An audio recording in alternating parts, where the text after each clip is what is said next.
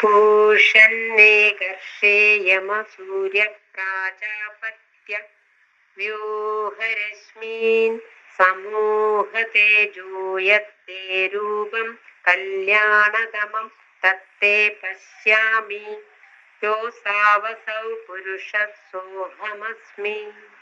ാദിയിൽ നിന്നേകനായി വന്നിങ്ങു സൃഷ്ടിയും സ്ഥിതിയും നാശവും ചെയ്യും സൂര്യ മാറ്റുക രശ്മിയെ അടക്കുകെങ്ങു കാൺമാനായി നിൻ കല്യാണ കളേബരം കണ്ടുകൂടാത്തതായി കണ്ണുകൊണ്ടു കാണപ്പെടുന്നതായി നിന്നിൽ നിൽക്കുന്ന പുരുഷാകൃതി സ്വർണ്ണനിർമ്മിതമായ ഒരു പാത്രവും എന്തോ ഒന്നിനെ അത് മൂടി വെച്ചേക്കുന്നു. അങ്ങനെയൊക്കെയുള്ള ഭാവമല്ല നമ്മുടെ ഉള്ളിലേക്ക് വരേണ്ടത്. നമ്മുടെ ഉള്ളിലേക്ക് വരേണ്ടത് നാമരൂപാത്മകമായ ഈ പ്രപഞ്ചം, ഈ പ്രപഞ്ചത്തിലെ കണ്ണഞ്ചിപ്പിക്കുന്ന, കാതഞ്ചിപ്പിക്കുന്ന, നമ്മളെ ത്രസിപ്പിക്കുന്ന, രസിപ്പിക്കുന്ന ഒക്കെയുള്ള ആ സുവർണ തുല്യമായ കാഴ്ചകൾ, മായ കാഴ്ചകൾ നമുക്ക് വേണേൽ പറയാം. ആ മായ കാഴ്ചകൾ കൊണ്ട് പരമസത്യം മറയ്ക്കപ്പെട്ടിരിക്കുന്നു എന്നാണ് അർത്ഥം. നമ്മൾ എടുക്കേണ്ടത് അതിന്റെ വാച്യാർത്ഥമല്ല, അതിന്റെ സത്തയാണ്. നമ്മൾ ഉപനിഷത്തിന്റെ സത്തയാണ് മനസ്സിലാക്കേണ്ടത്. സ്വർണ്ണ നിർമ്മിതമായ പാത്രത്താൽ സത്യത്തിന്റെ മുഖം മറയ്ക്കപ്പെട്ടിരിക്കുന്നു എന്ന് പറയുമ്പോൾ നാമരൂപാത്മകമായ ഈ പ്രാപഞ്ചിക വിഷയ സുഖഭോഗങ്ങളാൽ പരമസത്യം മറയ്ക്കപ്പെട്ടിരിക്കുന്നു എന്ന് പറയാം. അതായത് ആ സത്യം മാത്രമേ ഉള്ളൂ എന്ന് ഉറപ്പ് വന്ന ഒരു സച്ചിഷ്യൻ ഇനി ഈ സ്വർണപാത്രത്തെ പുകഴ്ത്തില്ല. അതുകൊണ്ട് ആ മൂടി, ആ നാമരൂപാത്മകതയെ ഹേ പൂഷൻ, അല്ലയോ സൂര്യദേവ, ഇവിടെ ബ്രഹ്മപ്രതീകമായി ഈ സൂര്യദേവനെ വെച്ചുകൊണ്ട് ഉപാസന ചെയ്യുകയാണ്. വൈദികമായ ചില ആ ഒരു ലക്ഷണങ്ങളാണ് ഇതിൽ കാണുന്നത് എന്ന് നമ്മൾ പറഞ്ഞു. വൈദിക ദേവനായ സൂര്യനെ തന്നെ ഒരു പ്രതീകമാക്കി വെച്ചുകൊണ്ടാണ് നമ്മളെ പഠിപ്പിക്കുന്നത്. അപ്പൊ ഇവിടെ പറയുന്ന ഹേ പൂഷ, എല്ലാത്തിലും സത്തായിരിക്കുന്നവനെ, അല്ലയോ സൂര്യദേവ, സത്യധർമായ ദൃഷ്ടയെ, സത്യധർമ്മനായ എനിക്ക് കാണുന്നതിന് വേണ്ടിയിട്ട് എനിക്ക് പുറം കാഴ്ചകൾ ഇനി കാണണ്ട. അതുകൊണ്ട് അതിനെ സംബന്ധിച്ച സത്യം എനിക്ക് മനസ്സിലായ സ്ഥിതിക്ക് ഈ സത്യധർമ്മനെ കാണുവാൻ നീ അപാവൃണു, ആ മൂടിയെ, ആ നാമരൂപാത്മകതയെ, ആ രസിപ്പിക്കലിനെ ഒന്ന് അടക്കിത്തരൂ, അതിനെ ഒന്ന് മാറ്റിത്തരൂ. മാറ്റി തന്നിട്ട് വേണം എനിക്ക് എന്നിൽ തന്നെ ഇരിക്കുന്ന അമൃതാനന്ദത്തെ ഒന്ന് ആസ്വദിക്കുക എന്ന് പറയും. അത് ദേവീസ്തവമൊക്കെ ശരിക്കും ഗുരു ഈ ഉപനിഷത്തിന്റെ അതേ സത്ത എടുത്തു വെച്ചിട്ടാണ് പറഞ്ഞിരുന്നത്, അല്ലെ? എന്റെ ആ ഇടയിൽ എനിക്കിടയിലെന്ന് കാണുന്നൊരു പൊടി കൊണ്ടു മൂടുമുടലിന്നു പൊന്നമ്പികെ, തടവില്ല ഒന്നും അതുകൊണ്ട് എനിക്കിന്നു നിന്നുടലൊന്നു തന്നിനിയുമൂതു മാണിക്യമേ. ഇതൊക്കെ ഈ സത്യം തന്നെയാണ്, അല്ലെ? പഞ്ചഭൂതാത്മകമായ ഈ ശരീരം ഞാനല്ല, പരമസത്യമല്ല എന്ന് അറിഞ്ഞ സ്ഥിതിക്ക് എനിക്കും പരമസത്യത്തിനും ഇടയിൽ കാണുന്ന ഈ ശരീരവും ഈ നാമരൂപാത്മകതയും ഉണ്ടല്ലോ, അത് സത്യമല്ല, അതല്ല പരമസത്യം എന്ന് മനസ്സിലായ സ്ഥിതിക്ക് എനിക്ക് നിന്റെ സ്വരൂപം കാണിച്ചു തരുന്നതിന് രീതിയിൽ നീ എന്നിലുള്ള ആത്മീയ സത്തയെ പ്രോജ്വലിപ്പിക്കണമെന്ന് പ്രാർത്ഥിപ്പിക്കുന്നതൊക്കെ ഇത് തന്നെയാണ്, അല്ലെ? അഴലിങ്കലിട്ട മെഴുകല്ല നെയ്യൻ മനം, അല്ലെ? അങ്ങ് കുഴലൂതു കാർകൊണ്ടലേ എന്നൊക്കെ പറയുന്നത് ഈ മൂടി മാറ്റിയിട്ട് ആ സ്വരൂപത്തെ ഒന്ന് ഊതി തെളിയിപ്പിച്ച് തരാനുള്ള പ്രാർത്ഥന തന്നെയാണ് അതിലും ഉള്ളടക്കി വെച്ചിരിക്കുന്നത്. അപ്പോ മൂടപ്പെടുന്നു പൊൻപാത്രം കൊണ്ട്. ഇവിടെ പൊന്ന് എന്ന് പറഞ്ഞാൽ നമ്മുടെ ഭൗതിക ജീവിതത്തിൽ ഏറ്റവും അധികം ഇഷ്ടപ്പെടുന്ന, വില കൂടിയ, തിളക്കമാർന്ന ഒരു ലോഹത്തെ തന്നെ ആ ഉപനിഷദ് ഋഷി എടുത്തു വെച്ചേക്കുകയാണ്. അപ്പോ ഈ സ്വർണപാത്രത്തെ പാടി പുകഴ്ത്തി ഒക്കെ എത്രയോ ജന്മാന്തരങ്ങൾ കടന്നുപോയി. ഇതൊക്കെ നമ്മൾ കഴിഞ്ഞ ക്ലാസ്സിൽ വിചാരം ചെയ്തതാണ്. ജന്മങ്ങളിൽ പലതും കഴിഞ്ഞുപോയി. അവസാനം ശ്രേഷ്ഠ ജന്മമായ മനുഷ്യജന്മവും കിട്ടി. ആ മനുഷ്യജന്മത്തിൽ കിട്ടിയിട്ട് ആത്മീയമായ അറിവ് നേടാനുള്ള അനുഗ്രഹവും കിട്ടി. ഇത്രയൊക്കെ നമ്മൾ മുന്നേറിയില്ലേ? അപ്പോ ഇനിയും ഈ ശരീരത്തെ വെറുതെ ഇരിക്കുമ്പോൾ പോലും ശരീരത്തെ സംബന്ധിയായ കാര്യങ്ങളിൽ ആവലാതിപ്പെടാതെ, ഭൗതികമായ വിഷയഭോഗങ്ങളെ കുറിച്ച് സംസാരിക്കാതെ, നമ്മൾ നേടിയ സ്വത്തിനെ കുറിച്ച് അഭിമാനം കൊള്ളാതെ, നമ്മൾ വളർത്തിയ മക്കളെ കുറിച്ച് അഭിമാനിക്കാതെ, അതൊക്കെ ഈശ്വരന്റെ ആ വിലാസങ്ങളിൽ പെട്ടതാണെന്ന് അറിഞ്ഞിട്ട്, എനിക്കറിയാനുള്ളത് മറ്റൊന്നാണെന്ന് അറിഞ്ഞിട്ട് നമ്മൾ ആത്മീയമായ ചർച്ചകൾ ചെയ്യുക. അപ്പൊ നമ്മുടെ ഗ്രൂപ്പിലെ അംഗങ്ങള് അങ്ങനെ ആത്മീയ ചർച്ചകൾ ചെയ്യാറുണ്ടെന്നും, പഠനത്തിന് ശേഷം വീണ്ടും ശ്രവണവും മനനവും നിധിധ്യാസനവും ചെയ്യുന്നുണ്ട് എന്ന് അറിയാൻ സാധിക്കുന്നത് വലിയ ഒരു സന്തോഷം ഉളവാക്കുന്ന കാര്യമാണ്. കാരണം നമ്മൾ ക്ലാസ്സിൽ നിന്ന് ശ്രവണം മാത്രമാണ് നടക്കുന്നത്. ആ കേട്ടതിനെ ഉള്ളിലിട്ട് മനനം ചെയ്യുക, അത് ആ പാഠനങ്ങളിലൂടെ അത് ഉറപ്പിക്കുക. എന്നാൽ മാത്രമേ നമുക്ക് ഇനി മുന്നോട്ടുള്ള വഴി, ഗുരുവിന്റെ കൃതികളിലേക്കുള്ള താക്കോല് കിട്ടുകയുള്ളൂ, മുന്നോട്ടുള്ള വഴി തുറക്കുകയുള്ളൂ. അപ്പോൾ നിന്നു പോകാതെ ഒരിക്കലും മറ്റെന്ത് കാരണങ്ങളും, എന്ത് സാമൂഹികമായ സാഹചര്യങ്ങളോ, വ്യക്തിപരമായ സാഹചര്യങ്ങളോ, കുടുംബപരമായ സാഹചര്യങ്ങളോ ഒന്നും ഈ സത്യത്തെ അറിയുന്നതിൽ നിന്ന് നമ്മെ പുറകോട്ട് ഒരു കാരണവശാലും വലിക്കാൻ പാടില്ല.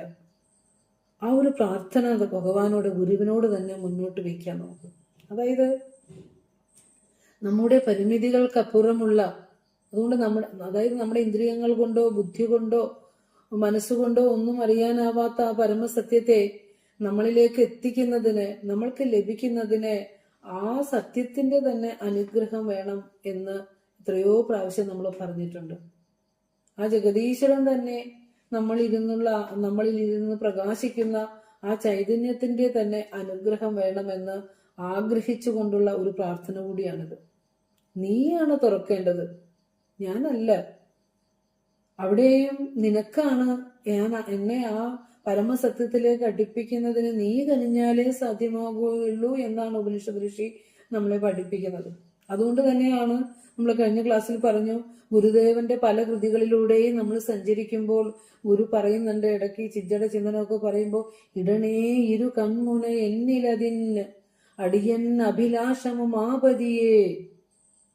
ആ ഇരു കൺമുനകളും എന്റെ നേരെ ഒന്ന് നീട്ടണേ എന്ന് പറയുമ്പോൾ നമ്മൾ വിചാരിക്കുന്നത് എന്താ? നമ്മുടെ ഭൗതിക ദുഃഖങ്ങൾ മാറ്റാനായിട്ട് നീട്ടണം എന്നാണ്. ഭൗതിക ദുഃഖങ്ങൾ ഈശ്വരൻ തന്നത് ആ പ്രാരബ്ധത്തെ ഈ ശരീരം കൊണ്ട് നമ്മൾ അനുഭവിച്ച് തന്നെ കടക്കണം. അതിനപ്പുറമുള്ള സത്യത്തിലേക്ക് എത്തിക്കാനാണ് ഈ കൺമുന നമ്മളിലേക്ക് നീട്ടണം എന്ന് പറയുന്നത്.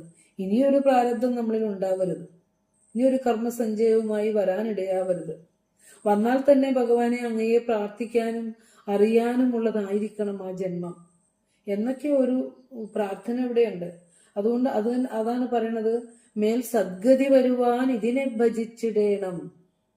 ആത്മോപദേശ ശതകത്തിൽ പറയണം, ഇനിയും ഉപരി ആ പരമസത്യത്തിലേക്ക് അടുക്കുവാനായിട്ട് എനിക്ക് ഈ ഭഗവാനെ ഭജിക്കാനുള്ള അനുഗ്രഹം തരണം. സദ്ഗതി വരുവാൻ ഇതിനെ ഭജിച്ചിടേണം. എന്റെ ലോകവാസം കഷ്ടപ്പാട് കൂടാതെ കടന്നുകൂടുവാനും ഒടുവിൽ അങ്ങയുടെ പരമപദം പ്രാപിക്കുന്നതിനും അങ്ങയുടെ അനുഗ്രഹം എന്നിൽ ഉണ്ടാകണമേ. ഇതാണ് ഈ ഒരു അനുഗ്രഹത്തിന് വേണ്ടിയിട്ടാണ് നമ്മൾ ഭഗവാന്റെ മുമ്പില് കേണുകൊണ്ട് നിൽക്കുന്നത്. അത് നമ്മുടെ പഠനം കൊണ്ടോ നമ്മുടെ ബുദ്ധി വൈഭവം കൊണ്ടോ 100,000 ക്ലാസ്സുകൾ കയറി നമ്മൾ പഠിച്ചത് കൊണ്ടോ ഒന്നും നമുക്ക് കിട്ടില്ല. ഈശ്വരന്റെ കരുണ കുറച്ച് നമ്മളിൽ വർഷിക്കണം. ഇങ്ങനെ കരുണയ്ക്ക് വേണ്ടിയാണ് നാം മനസ്സിലാക്കേണ്ടത്. അപ്പോ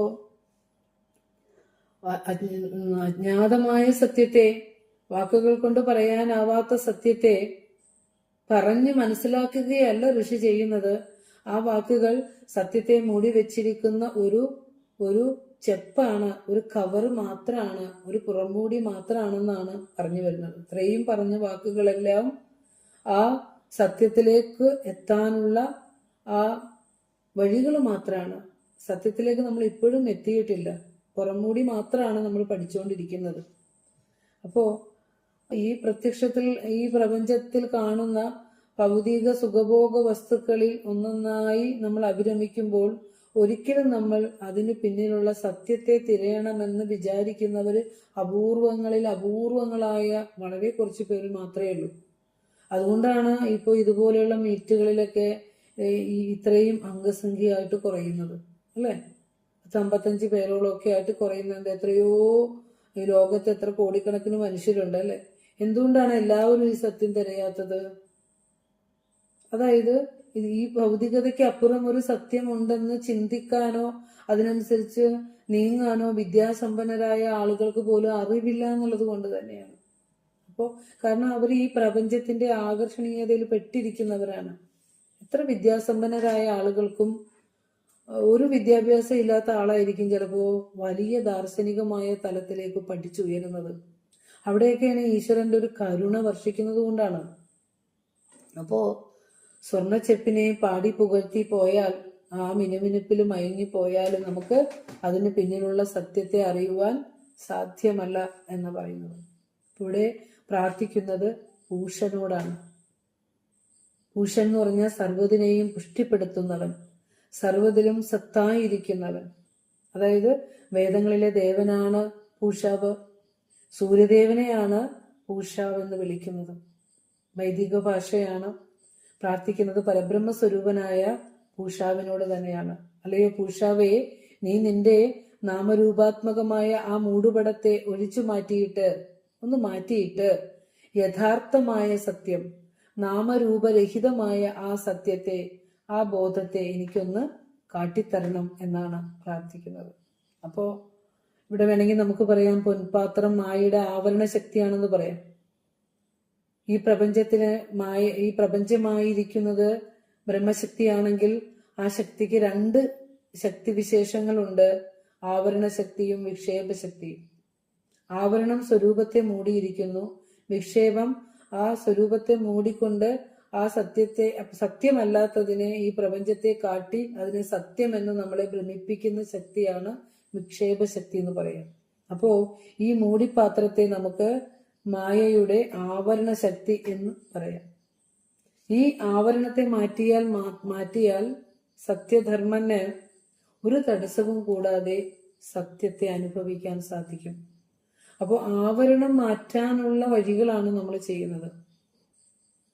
ആവരണത്തെ മാറ്റാനുള്ള വഴിയാണ് നമ്മൾ ചെയ്യുന്നത്.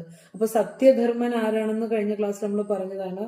പ്രാർത്ഥന നടത്തുന്നയാള് സ്വയം അവനവനെ തന്നെ വിശേഷിപ്പിക്കുന്നതാണ് സത്യധർമ്മൻ എന്ന്. അതായത് സത്യത്തെ ധർമ്മമായി അംഗീകരിച്ചവനാണ് സത്യധർമ്മൻ. അപ്പോ സത്യം എന്താണെന്ന് ചോദിച്ചാൽ പരമാർത്ഥത്തിലുള്ളത് എന്തോ അതാണ് സത്യം. പരമാർത്ഥത്തിലുള്ളത് എന്താ? ബ്രഹ്മം മാത്രമാണ് സത്യം. അപ്പോൾ പരബ്രഹ്മ ദർശനം ജീവിത ലക്ഷ്യമാക്കി മാറ്റിയവനാണ് സത്യധർമ്മൻ എന്ന് നാം പഠിക്കേണ്ടിയിരിക്കുന്നു. സത്യധർമ്മൻ എന്ന് പറഞ്ഞാൽ പരബ്രഹ്മ ദർശനം ജീവിത ലക്ഷ്യമാക്കിയവനെ നമുക്ക് സത്യധർമ്മൻ എന്ന് വിളിക്കാം. അപ്പൊ നമ്മുടെ ജീവിതത്തിന്റെ ലക്ഷ്യം ആ ആനന്ദത്തെ അനുഭവിക്കുക എന്നുള്ളതായിരിക്കണം. നായകമായ സാഹചര്യങ്ങളിലൂടെ കടന്നു പോകുമ്പോഴും സമനില തെറ്റാതെ അതിനെയൊക്കെ ധീരമായി നമ്മൾ അതിജീവിക്കുമ്പോൾ നമ്മൾ തന്നെ പറയാറുണ്ട്, ഞാൻ എങ്ങനെയാണ് അത് കടന്നുപോയത് എന്ന് എനിക്കിപ്പോൾ ഓർക്കാനേ പറ്റുന്നില്ല, ഈശ്വരൻ അതിനെ കടത്തി തന്നു എന്ന് നമ്മൾ പറയാറുണ്ട്, അല്ലെ? അപ്പൊ ആ ശക്തി നമ്മളിൽ പ്രവർത്തിച്ചു തുടങ്ങിയതുകൊണ്ടാണ്. സത്യമാർഗത്തിൽ സഞ്ചരിക്കുന്ന ആള് താൻ അന്വേഷിക്കുന്ന അതും അതിലൂടെ കണ്ടെത്താൻ ശ്രമിക്കുന്നതുമായ ആ സത്യം, ആ പരമസത്യം, അത് മാത്രം എനിക്ക് മതിയെന്നും അതിൽ കുറഞ്ഞ യാതൊന്നും എനിക്ക് വേണ്ട, പരമസത്യമല്ലാതെ മറ്റൊന്നും എനിക്ക് വേണ്ട എന്ന് ഉറപ്പിച്ചിട്ട് ആ വഴിയിലൂടെ ധീരനായി സഞ്ചരിക്കുന്നവനാണ് സത്യധർമ്മൻ എന്ന് പറയാം. അപ്പൊ നമുക്ക് ജീവിതത്തില് സത്യധർമ്മനായി മാറാം. സത്യത്തെ മുറുകെ പിടിക്കുക. ജീവിതത്തില് ഏതൊരു സാഹചര്യങ്ങളിലും സമൂഹത്തിൽ ഒറ്റപ്പെട്ടു പോകുമ്പോഴും മറ്റാരും കൂട്ടില്ലെങ്കിലും സത്യത്തെ മുറുകെ പിടിച്ചുകൊണ്ട് നീ ഒറ്റപ്പെട്ടാലും കാലം തെളിയിക്കും നീയാണ് സത്യമെന്ന്. കാരണം ഗുരു നമ്മളോട് പറഞ്ഞിട്ടുണ്ട്, ധർമ്മം ജയിക്കുന്നു, സത്യം ജയിക്കുന്നു സർവദാ, അധർമ്മവും ജയിക്കുന്നില്ല, അസത്യവും ഒരിക്കലും. അപ്പൊ നമ്മുടെ ജീവിതത്തിൽ നാം സത്യത്തെ മുറുകെ പിടിക്കുക, ധർമാധിഷ്ഠിതമായി ജീവിക്കുക. അപ്പോ സത്യവും ധർമ്മവും പിന്നെ അറിവ് നേടാനുള്ള പ്രയത്നം ചെയ്തുകൊണ്ടേയിരിക്കുക. നമുക്കറിയാം, ഇതിലുള്ള ഓരോ പഠിതാക്കളും നിരവധിയായ ക്ലാസ്സുകളിലൂടെ വേദാന്ത ദർശനത്തെ പഠിക്കുന്നവരാണ്. ആ ആനന്ദത്തെ വീണ്ടും വീണ്ടും വീണ്ടും വീണ്ടും വേണമെന്ന് കരുതിയിട്ട്, കേൾക്കുന്തോറും വീണ്ടും വീണ്ടും കേൾക്കണമെന്ന് കരുതിയിട്ട് ആ അറിവിലുമേറിയ അറിവിനെ തേടിയിരിക്കുന്ന ജിജ്ഞാസുക്കളാണ് ഭാഗ്യവശാൽ നമുക്ക് കിട്ടിയിരിക്കുന്നത്. അപ്പോ സത്യത്തെ മുറുകെ പിടിച്ച് ധർമാധിഷ്ഠിതമായി സഞ്ചരിച്ച് അറിവിലുമേറിയ അറിവ് ജീവിതാവസാനം വരെ നേടിക്കൊണ്ടിരിക്കുക. നേടിയിട്ട് ആചാരത്തിനും അനുഷ്ഠാനത്തിനും ഒക്കെ അധിഷ്ഠിതമായി ജീവിക്കുന്നവനെയും സത്യധർമ്മം എന്ന് പറയാം. അപ്പോ പരമസത്യത്തെ ലക്ഷ്യമാക്കി അതല്ലാതെ മറ്റൊന്നും എനിക്ക് വേണ്ട എന്ന ലക്ഷ്യത്തോടെ സഞ്ചരിക്കുന്നവനെ പോലെ തന്നെ സത്യാധിഷ്ഠിതമായ ജീവിതം നയിച്ച് സ്വധർമ്മങ്ങൾ കൃത്യമായി ചെയ്ത് ജീവിതത്തിൽ നേടേണ്ട ആ ആത്മവിദ്യയും കൂടി നേടിക്കൊണ്ട് ആചാരാനുഷ്ഠാനങ്ങൾ ചെയ്തുകൊണ്ട് ജീവിക്കുന്നവരും സത്യധർമ്മനാണെന്ന് ഉപനിഷദ് ഋഷി പറയുന്നു. അപ്പോ ജീവിതകാലം മുഴുവൻ സത്യത്തെ ഉപാസിച്ചു കൊണ്ടിരിക്കുന്നവരാണ് സത്യധർമ്മൻ എന്ന് നമ്മൾ ഇത്രയും നേരം കൊണ്ട് പഠിച്ചു. എനിക്ക് ഈ സത്യത്തെ അറിയണം എന്നതിനെ വീണ്ടും വീണ്ടും ഉപാസന ചെയ്യുന്നവർ.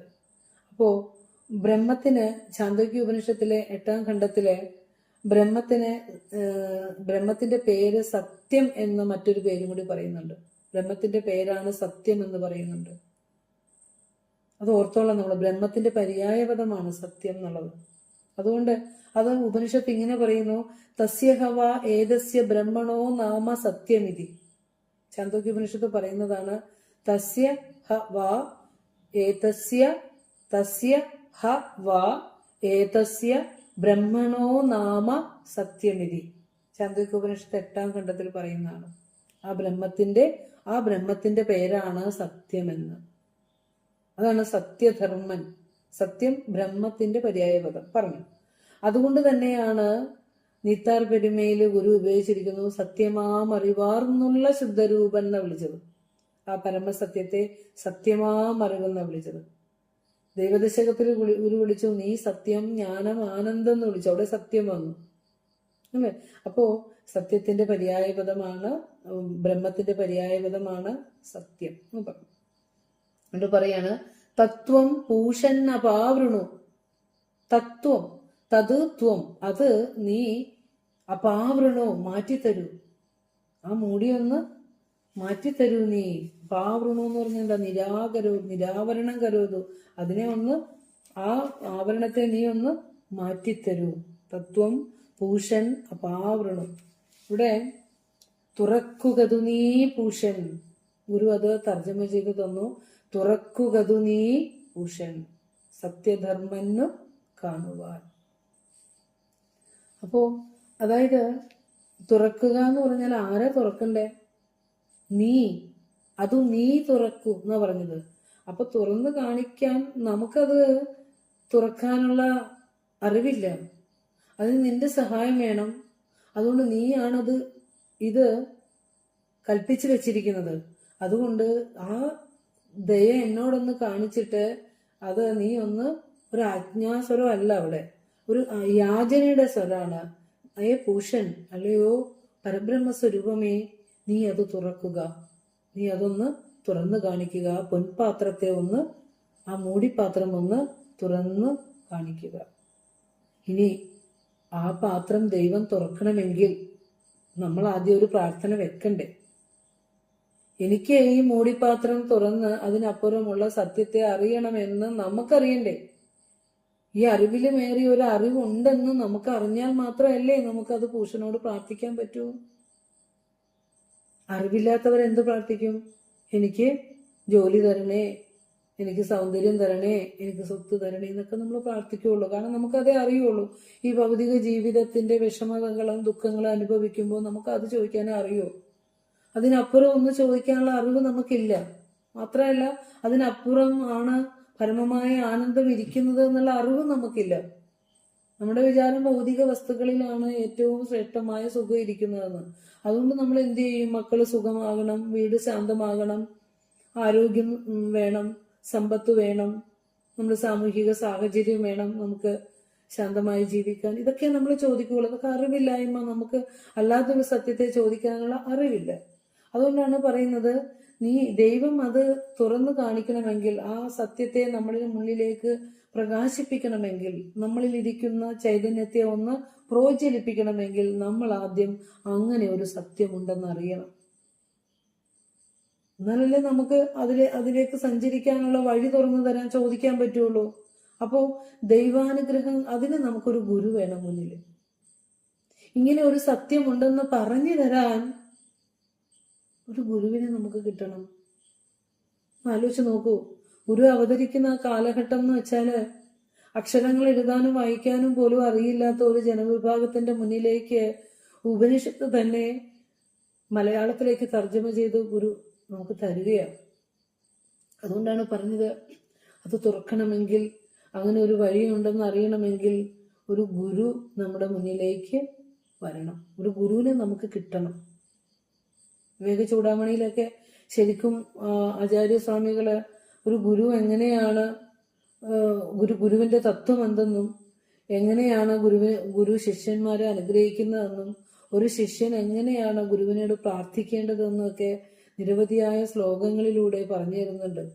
അപ്പോ ഒരു ശിഷ്യൻ ചെന്നിട്ട് ചോദിക്കുന്നുണ്ട്, ഞാൻ ഈ സംസാര സാഗരത്തിൽ പതിച്ചു പോയിരിക്കുന്നു ഗുരു, എനിക്ക് ഇവിടെ നിന്ന് രക്ഷപ്പെടാൻ ഒരു വഴി പറഞ്ഞു തരുമോ? അവിടുത്തെ ആ കാരുണ്യ കടാക്ഷങ്ങൾ കൊണ്ട് എന്നെ ഒന്ന് നോക്കുമോ? എന്നെ ഈ ദുഃഖത്തിൽ നിന്നൊന്ന് കരകയറ്റുമോ എന്ന് ചോദിക്കുമ്പോൾ ഗുരു അവിടെ കൊടുക്കുന്നൊരു ഉത്തരമുണ്ട്, മാ ഭൈഷ്ട, മകനെ നീ വിഷമിക്കണ്ട, മാ ഭൈഷ്ട, വിഷമിക്കണ്ട, വിദ്വാൻ, അല്ലയോ വിദ്വാൻ, മാ ഭൈഷ്ട, നീ വിഷമിക്കണ്ട, തവ നാസ്തി അപായഹ, നിനക്ക് യാതൊരു ആപത്തും ഈ ലോകത്ത് വരില്ല. കാരണം നീ സത്യമുണ്ടെന്ന് അറിഞ്ഞ് സത്യധർമ്മനായി മാറിയിരിക്കുന്നു. ഇനി നിന്നെ നോക്കുന്നത് ആ സത്യം തന്നെയാണ്. അതുകൊണ്ട് മാ ഭൈഷ്ട വിദ്വംസ്തവ നാസ്തി അപായഹ, നിനക്ക് അപായമൊന്നും വരില്ല. സംസാര സിന്ധോസ് തരണേ അസ്തി ഉപായഹ, സംസാരസാഗരം കടക്കുന്നതിന് ഉപായമുണ്ട്. നീ എന്താ കരുതിയേ നീ ദുഃഖക്കടലിലേക്ക് എന്നും ആണ്ടുപോകുമെന്നോ? ഒരു ഗുരുവിന്റെ പാദങ്ങളെ കിട്ടിയ സ്ഥിതിക്ക് ഉദ്ധരിക്കണം. മാ മുദ്ധര എന്നാ പറഞ്ഞത്. ശിഷ്യൻ ചോദിക്കണത്, മാ മുദ്ധര, എന്നെ ഒന്ന് ഉദ്ധരിക്കൂ. എങ്ങനെ ഉദ്ധരിക്കണ്ടേ? ആത്മീയ കടാക്ഷ ദൃഷ്ടിയ, അങ്ങയുടെ ആ നോട്ടം. ശ്രീനാരായണ ഗുരുദേവൻ എത്രയോ തിരുനോട്ടം കൊണ്ട്, ഭഗവാന്റെ ആ ഒരു ചെറു നോട്ടം കൊണ്ട് പോലും എത്രയോ ആളുകൾ ആ സത്യത്തിലേക്ക്, ആ പാതാര ബിന്ദങ്ങളിലേക്ക് അടുത്തിട്ടുണ്ട്. ആ കടലിൽ പുഴയുടെയും അക്കരെ നിന്നുകൊണ്ടാണ് ശിവലിംഗദാസ സ്വാമികള് ആ തിരുനോട്ടം ഒന്ന് ആ സ്വാമികളിൽ പതിക്കുമ്പോഴാണ് തന്നിലേക്ക് ആകർഷിച്ച് ആ ജന്മസായുജ്യത്തിലേക്ക് അണയുന്നത് ശിവലിംഗദാസ സ്വാമികൾ, അല്ലെ? അതുപോലെ ഒരു വാക്കാണ് ആചാര്യസ്വാമിയോട് പറയുകയാണ്, മാ മുദ്ധര ആത്മീയ കടാക്ഷ ദൃഷ്ടിയ. നമ്മളൊക്കെ ഇപ്പോ ആ കടാക്ഷത്തിനൊന്ന് പെട്ടിരിക്കുന്നത് കൊണ്ടാണ് ഗുരു എഴുതി വെച്ചതൊക്കെ ഒന്ന് വായിക്കാനെങ്കിലും നമുക്ക് സാധിക്കുന്നത്, അല്ലെ? അതിനൊന്ന് വായിക്കാനും ഇതുപോലെയൊക്കെ ഇരുന്ന് നമുക്കൊന്ന് പറയാനൊക്കെ അജ്ഞാനികളായ നമുക്ക് സാധിക്കുന്നത് ആ ഇത്തിരിയൊക്കെ കൺമൂലം നമ്മളിലേക്കൊന്ന് തിരിച്ചു വെച്ചിട്ടായിരിക്കാം എന്ന് നമുക്ക് പ്രാർത്ഥിക്കാം, അല്ലെ? അപ്പൊ പൂർണ്ണമായി ഗുരുവിന്റെ ഒരു കടാക്ഷത്തിന് വേണ്ടിയിട്ട് ഈ ജന്മം മുഴുവൻ നമുക്ക് ആ മഹാഗുരുവിനെ ഉപാസിച്ച്, അല്ലെ, ആ സത്യത്തെ അറിയാനുള്ള ആഗ്രഹം ഗുരുവിനോട് നമുക്ക് പ്രകടിപ്പിക്കാം. അപ്പൊ അതൊരിക്കലും ആ പ്രാർത്ഥനകളൊന്നും പാഴാവുകയില്ല. അപ്പൊ പറയാണ്, ഗുരു പറയാണ്, നിനക്ക് യാതൊരു അപായവും വരികയില്ല. ഈ സംസാര സാഗരം കടക്കുവാൻ ഉപായമുണ്ട്. എന്താണ് ആ ഉപായം എന്ന് ചോദിച്ചാൽ, ഏനൈവ മാർഗം യതയോസ്യ മാർഗ ഏനൈവ യാതാ യതയഃ, ഏതു വഴിയിലൂടെയാണോ യതിമാര് സന്യാസിമാർ സഞ്ചരിച്ചത്, ജീവൻ മുക്തരായ സന്യാസിമാർ സഞ്ചരിച്ചത്, തേനൈവ മാർഗം തവ നിർദ്ദിശാമി, ആ മാർഗം തന്നെ നിനക്ക് ഞാൻ പറഞ്ഞു തരാം. ജീവിതത്തെ വിജയിച്ചവരുടെ വാക്കുകളാണ് നമ്മൾ കേൾക്കേണ്ടത്, പരാജയപ്പെട്ടവരുടെ അല്ല. സത്യം സാക്ഷാത്കരിച്ച ധീരനായി സത്യത്തോട് അണഞ്ഞ ഒരു മഹാഗുരുവിന്റെ വാക്കാണ് നമ്മൾ ജീവിതത്തിൽ പഠിക്കേണ്ടത്. അത് പഠിച്ചാൽ നമ്മൾ പുറകോട്ട് പോവുകയുമില്ല. ജീവിതത്തിൽ ഒരിക്കലും നമ്മൾ പശ്ചാത്തപിക്കേണ്ടി വരില്ല. എൻ്റെ ജീവിതം വ്യർത്ഥമായല്ലോ, സാർത്ഥകമായി എന്നോർത്ത് നല്ല ഒരു ജീവിതയാത്ര നമുക്ക് നടത്താനായിട്ട് സാധിക്കും.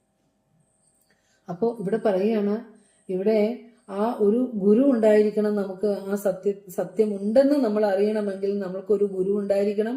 ആ ഗുരു നമ്മളെ അത് ബോധ്യപ്പെടുത്തണം. അപ്പോൾ ദൈവാനുഗ്രഹം കൊണ്ട് മാത്രമേ അത്തരത്തിലുള്ള ഒരു ഗുരു സംഗമം, ഒരു സദ്ഗുരു സംഗമം നമുക്ക് ലഭിക്കുകയുള്ളൂ. അത്രയും നമ്മൾ അറിയണം. അപ്പോൾ ജീവിതത്തിൽ ഒരു ഗുരു നമുക്കുണ്ടാകണം. ആ ഗുരു പറഞ്ഞതിൽ വിശ്വാസം വേണം. ശ്രദ്ധയോടെ പഠിക്കണം. ശ്രദ്ധയോടെ ഓരോ ചുവടും മുന്നോട്ട് വെച്ച് തന്നെ മുന്നേറേണ്ടതുണ്ട് നമ്മൾ. അത്തരത്തിൽ ഇവിടെ പൂഷനെ വിളിക്കുമ്പോൾ പൂഷനെ വിളിക്കാൻ തന്നെ കാരണം എന്താ? പരമജ്ഞാനത്തിന്റെ പുഷ്ടി നമ്മളിലേക്ക് നൽകുന്നത് കൊണ്ടാണ് പൂഷൻ എന്ന് വിളിക്കുന്നത്. പരമജ്ഞാനത്തിന്റെ പുഷ്ടി നൽകുന്നത് കൊണ്ട് ആ സത്യത്തെ പൂഷൻ എന്ന് സംബോധന ചെയ്യുന്നു. സർവ്വതിനെയും ചേർത്ത് കോർത്തു നിർത്തുന്ന സംവിധായകനാണ്. ഈ പ്രപഞ്ചത്തിന്റെ സംവിധായകനായിട്ട് പൂഷനെ എടുത്ത് പറഞ്ഞിരിക്കുന്നു. നമ്മൾ പറഞ്ഞു, വേദസമ്മതമായ രചനാശൈലിയിലാണ് പൂഷൻ എന്ന പദം പ്രയോഗിച്ചിരിക്കുന്നത് എന്ന് പറഞ്ഞു. ഇനി തുടർന്നുള്ള മന്ത്രങ്ങളിൽ, നമ്മൾ പഠിക്കാൻ പോകുന്ന മന്ത്രങ്ങളിലും ഈ പൂഷൻ കടന്നു വരുന്നുണ്ട്.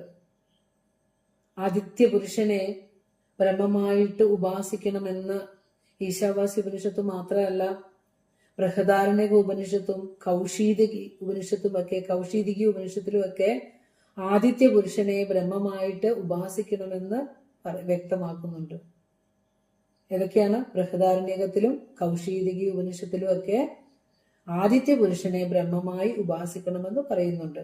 യ ഏവൈഷ ആദിത്യേ പുരുഷഃ തമേവാഹം ബ്രഹ്മോപാസേ എന്ന് പറയുന്നുണ്ട്. യ ഏവൈഷ ആദിത്യേ പുരുഷഃ, ആദിത്യനാകുന്ന ആ പരമസത്യത്തെ, പുരുഷനെ, തം ഏവ അഹം, അവനെ തന്നെ ഞാൻ ബ്രഹ്മ ഉപാസേ, ബ്രഹ്മം എന്ന് കരുതി ഉപാസന ചെയ്യുന്നു. അപ്പൊ ഉപനിഷത് സമ്മതമായ ദേവൻ തന്നെയാണ് പൂഷൻ. ആ പൂഷനെ ബ്രഹ്മപ്രതീകമാക്കി വെച്ചുകൊണ്ടാണ് ആ പരമസത്യത്തെ നാം ഇവിടെ ഉപാസകൻ പ്രാർത്ഥന ചെയ്യുന്നത്. അപ്പോ ദേവത ഉപാസനയായാലും ഇനി നിർഗുണമായ ഉപാസനയായാലും എല്ലാത്തിലും ഏത് മാർഗം സ്വീകരിച്ചാലും സത്യമാർഗത്തിൽ പതിച്ചു പോകരുതെന്നർത്ഥം. ബ്രഹ്മോപാസനയായാലും ദേവതോപാസനയായാലും സത്യമാർഗത്തിൽ നിന്ന് ഒരുവനും പതിച്ചു പോകരുത്. ഇത്രയും വരെയൊക്കെ നമ്മൾ എത്രയോ കഷ്ടപ്പെട്ട ജീവിതത്തിൽ എത്തിയത്. ആ മാർഗത്തിൽ നിന്ന് ഒരിക്കലും പുറകോട്ട് പോകാതെ ഈ ഒരു വഴി തന്നെയാണ് എൻ്റെ ജീവിതത്തിൽ യുക്തമെന്ന് കണ്ടിട്ട് പഠന പാഠനങ്ങളിലൂടെ, പ്രാർത്ഥന, ജപം, ഉപാസന, ഇതിലൂടെയൊക്കെ നമ്മുടെ ജീവിതത്തെ ശാന്തമായും സ്വസ്ഥമായും കൊണ്ടുപോകണം. നമുക്ക് ഇവിടെ സൂര്യനെ ബ്രഹ്മപ്രതീകമായി സ്വീകരിച്ച് ബ്രഹ്മപ്രാപ്തിക്ക് ഒരാൾ കൊതിക്കുന്നുണ്ടെങ്കിൽ ആ വിദ്യാമാർഗത്തിൽ ആ ജിജ്ഞാസു എങ്ങനെ സഞ്ചരിക്കണമെന്നാണ് ഇവിടെ പറയുന്നത്. സൂര്യനെ ബ്രഹ്മപ്രതീകമായി ആരാധന ചെയ്ത് മുന്നേറുമ്പോൾ, ആ വിദ്യാമാർഗത്തിലൂടെ സഞ്ചരിക്കുമ്പോൾ എങ്ങനെയാണ് ധീരതയോടെ മുന്നേറേണ്ടത് എന്നാണ് ഈ ഉപനിഷത്ത് പഠിപ്പിക്കുന്നത്. അപ്പോൾ ഇതിന്റെ വ്യാഖ്യാനം ഏകദേശം മനസ്സിലായെന്ന് തോന്നുന്നു. അപ്പോ നീ അത് തുറന്ന് കാണിക്കണമെങ്കിൽ, ആ മൂടുപടം മാറ്റണമെങ്കിൽ എന്ത് വേണം? ആ മണിരംഗത്തിൽ പ്രകാശിക്കുന്ന കായാവിൻ മലർമേനി കാണണമെങ്കിൽ നീ തന്നെ അനുഗ്രഹിക്കണം. അതിന് ഈ വഴി പറഞ്ഞു തരാൻ ഒരു ഗുരു ഉണ്ടാകണം. പരമസത്യത്തെ ഒരു പൊൻപാത്രം കൊണ്ട് മൂടി വെച്ചിരിക്കുന്നു എന്ന് പറഞ്ഞാൽ നാമരൂപാത്മകമായ ഭ്രമാത്മകത കൊണ്ട് പരമസത്യം അറിയാതെ പോകുന്നു. ആ സത്യത്തെ എനിക്ക് മൂടി മാറ്റി ഈ നാമരൂപങ്ങൾക്ക് അതീതമായ ആ ചൈതന്യത്തെ അറിയാനുള്ള അനുഗ്രഹം വേണമെന്നാണ് ഇതിൽ പ്രാർത്ഥിക്കുന്നത്.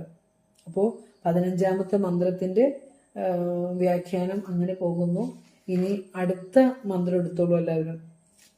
16ാമത്തെ മന്ത്രം, മന്ത്രം 16. നിങ്ങൾ ആ മന്ത്രം ഒന്ന് ഉച്ചരിക്കുക. പൂഷന്നേകർഷേ യമസൂര്യ പ്രാജാപത്യ വ്യൂഹ രശ്മീൻ സമൂഹ തേജോയത്തെ രൂപം കല്യാണതമം തത്തേ പശ്യാമി യോ അസാവസൗ പുരുഷ സോഹമസ്മി യോ അസാവസൗ പുരുഷ സോഹമസ്മി. ഇനി ഭഗവാൻ നമുക്ക് എങ്ങനെയാണ് അത് കനിവോടെ മലയാള ഭാഷയിലേക്ക് തർജ്ജമ ചെയ്ത് തന്നത്, ആ ഗുരുവരള് നമുക്കൊന്ന് നോക്കാം.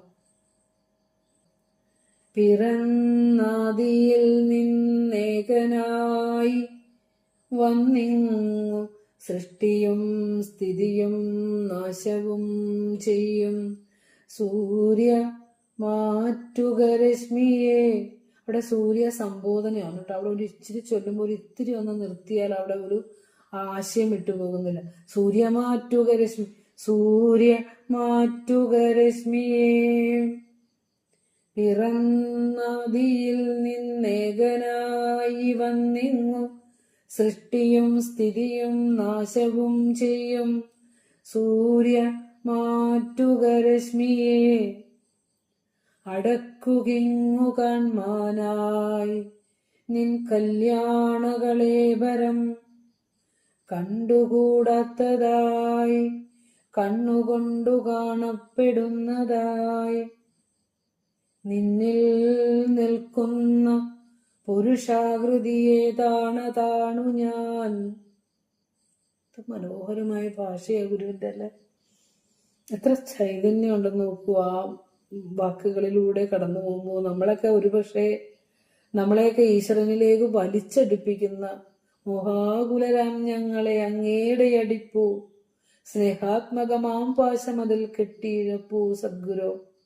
അതുപോലെ ഞങ്ങൾക്ക് അനുഭവപ്പെടുന്നു അവിടുന്ന് ഞങ്ങൾക്ക് തന്ന തർജ്ജമ. പിറന്നാദിയിൽ നിന്നേകനായി വന്നിങ്ങു സൃഷ്ടിയും സ്ഥിതിയും നാശവും ചെയ്യും സൂര്യ മാറ്റുക രശ്മിയെ. അടക്കുകിങ്ങു കാൺമാനായി നിൻ കല്യാണകളേബരം. എന്തു പദവല്ലേ, കല്യാണകളേബരം കണ്ടുകൂടാത്തതായി കണ്ണുകൊണ്ടു കാണപ്പെടുന്നതായി നിന്നിൽ നിൽക്കുന്ന പുരുഷാകൃതിയെ താണു ഞാൻ. ഇതാണ് 19, 20, 18, 19, 20 മന്ത്രത്തിന്റെ 2 വരിയും ചേർന്നതാണ് 16 മന്ത്രത്തിന്റെ തർജ്ജമ. തുറന്നു തരൂ പൂഷൻ, ഈ മൂടിയെ മാറ്റിത്തരൂ, എനിക്ക് കാണണം എന്നൊക്കെ പറഞ്ഞ് വിളിച്ചല്ലോ. ആ പൂഷനെ തന്നെയാണ് വിളിക്കുന്നത്. ബ്രഹ്മപ്രതീകമായ ഭഗവാനെ, അല്ലയോ സൂര്യദേവ, അല്ലയോ പൂഷാവേ, ഏകർഷേ. കണ്ടോ, ഏക ഋഷി, ഏകനായ ഋഷി. ഏകനായ ഋഷി എന്ന് പറഞ്ഞാൽ കടന്നു കാണുന്നവനാണല്ലോ ഋഷി. ഏകർഷി എന്ന് പറഞ്ഞാൽ ഏകനായ ഋഷിയായിരിക്കുന്നവനെ. ഇവിടെ പൂഷനെ വിളിച്ചത് ഋഷി എന്നാണ്, കടന്നു കാണുന്നവൻ എന്നാണ്. ഏകർഷ എന്ന് പറഞ്ഞാൽ ഏകനായ ഋഷിയായിരിക്കുന്നവനെ. യമം എന്ന് പറഞ്ഞാൽ യമനം ചെയ്യുന്നവൻ, സർവ്വതിനെയും നിയന്ത്രിക്കുന്നവൻ. യമ, സകലതിനെയും നിയന്ത്രിക്കുന്നവനെ. അടുത്തത് സൂര്യ.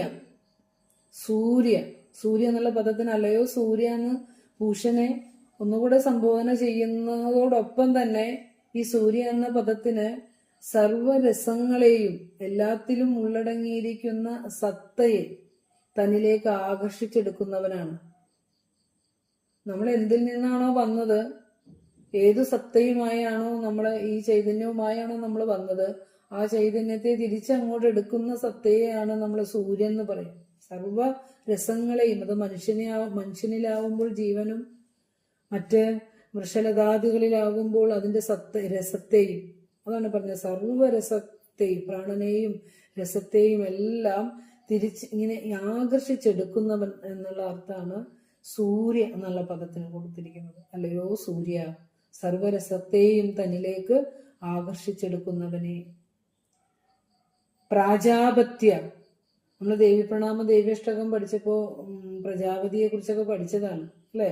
അപ്പോ സർവചരാചരങ്ങളുമായ ഏകമായ ആ പതിയിൽ നിന്നുണ്ടായതാണെന്ന് പറഞ്ഞു. ദേവനും അസുരനും പക്ഷി മൃഗാദികളും ഒക്കെ ആ പ്രജാപതിയിൽ നിന്നുണ്ടായതാണെന്ന് നമ്മൾ പറഞ്ഞു അല്ലെ. അപ്പോൾ ഇവിടെ പ്രജാപത്യ എന്ന് പറഞ്ഞ പ്രജാപതി പുത്ര എന്നുള്ള അർത്ഥത്തിൽ നമുക്ക് പറയാം സർവചരാചരങ്ങൾക്കും പ്രജയായിരിക്കുന്നവനെ. അവിടെ നിങ്ങളൊന്ന് ടിക്ക് ചെയ്ത് വെക്കുക. ബാക്കി നമുക്ക് ഇനി എന്തായാലും എടുത്ത തീരില്ല. അടുത്ത ക്ലാസ്സിൽ നമുക്ക് അടുത്ത ഭാഗം വിചാരം ചെയ്യാം. എല്ലാവരും ഒന്ന് കണ്ണടച്ചോളൂ. നമുക്കൊന്ന് സമർപ്പണം ചെയ്യാം. ഓം പൂർണ്ണമദ പൂർണ്ണമിദം പൂർണ്ണാത് പൂർണ്ണമുദച്യതേ പൂർണ്ണസ്യ പൂർണ്ണമാദായ പൂർണ്ണമേവാവശിഷ്യത്തെ. ഓം ശാന്തി ശാന്തി ശാന്തി. തത്സത്.